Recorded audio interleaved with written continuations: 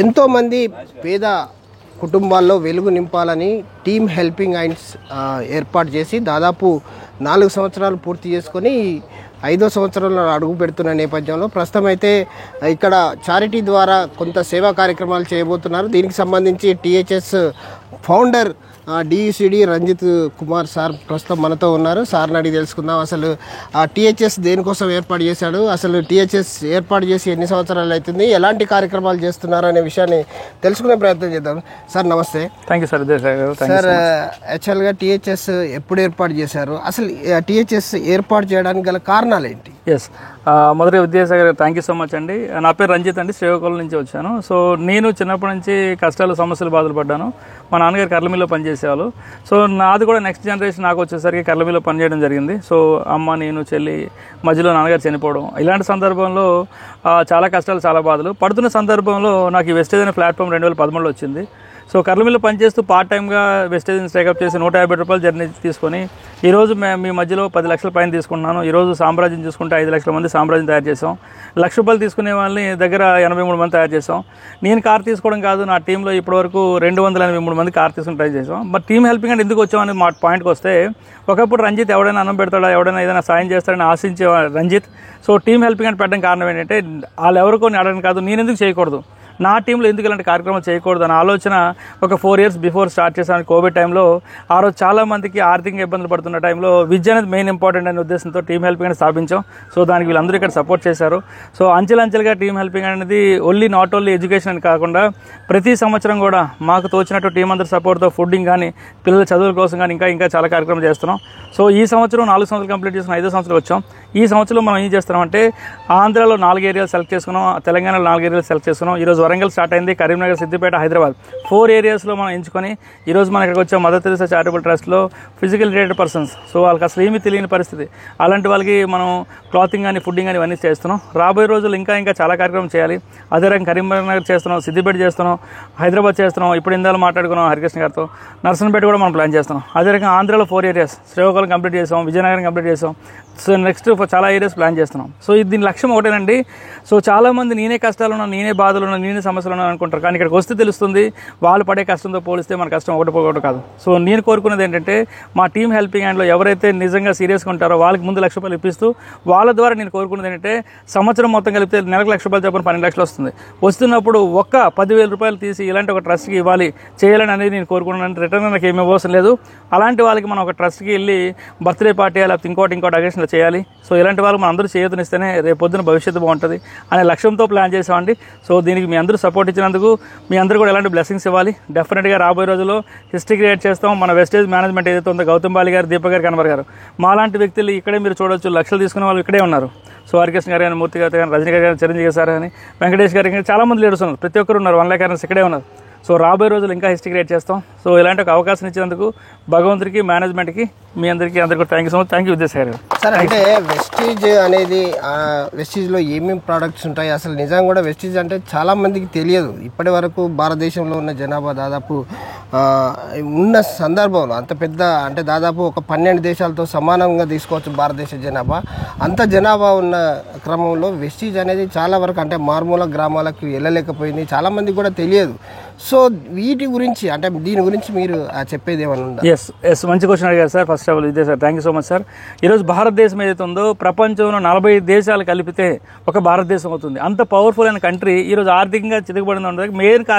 Major కారణం ఏంటంటే ఒకప్పుడు ఆరోగ్యవంతులు ఎక్కడ ఉన్నారంటే భారతదేశం చూపించేవాళ్ళు.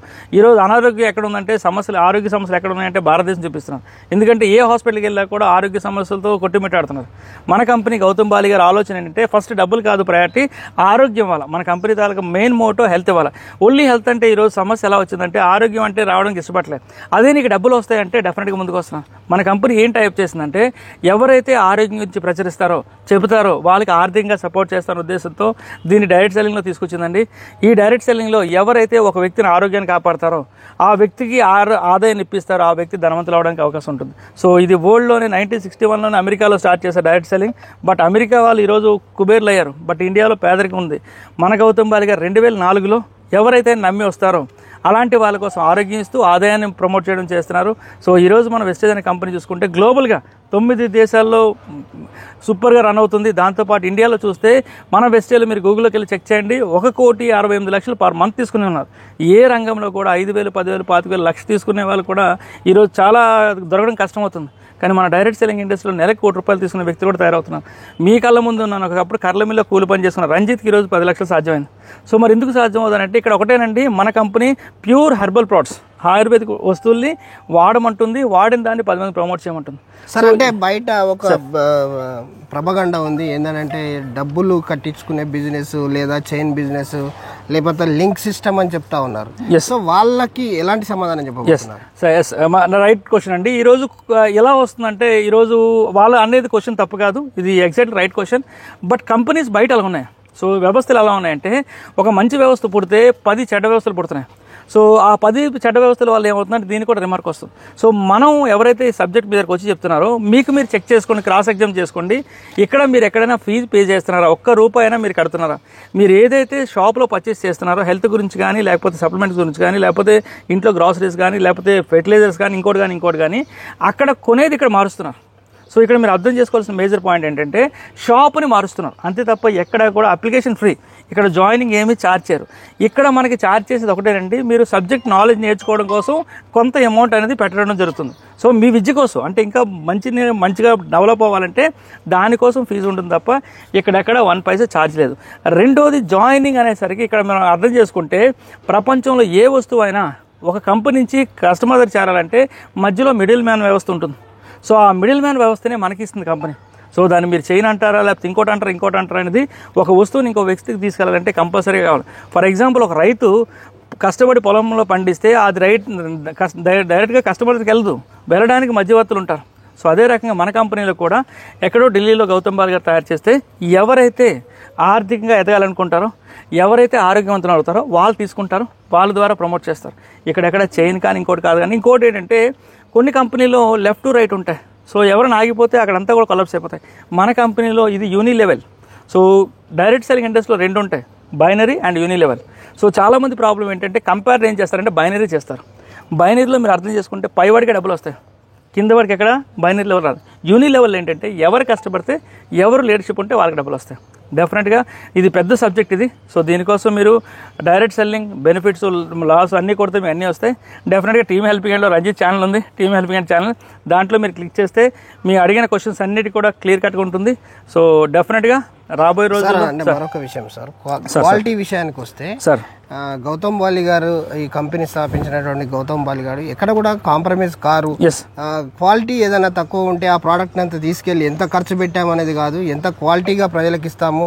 అదేదైనా క్వాలిటీ తక్కువ అయితే సముద్రంలో కలుపుతాడనే విషయాన్ని తెలుసు.